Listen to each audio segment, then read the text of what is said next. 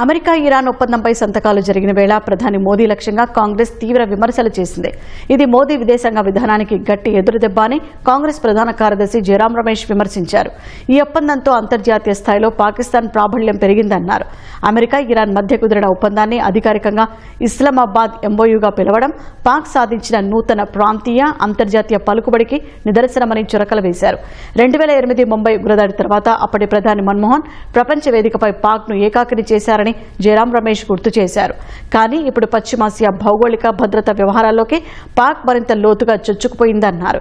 ఇది భారత భద్రతపై తీవ్ర ప్రభావం చూపుతుందని జయరాం రమేష్ హెచ్చరించారు.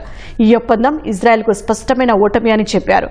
కానీ ఇజ్రాయెల్ పట్ల మోదీ ప్రదర్శిస్తున్న అంధభక్తి వల్ల భారత్ భారీ మూల్యం చెల్లించుకుంటోందని జయరాం రమేష్ ఆరోపించారు.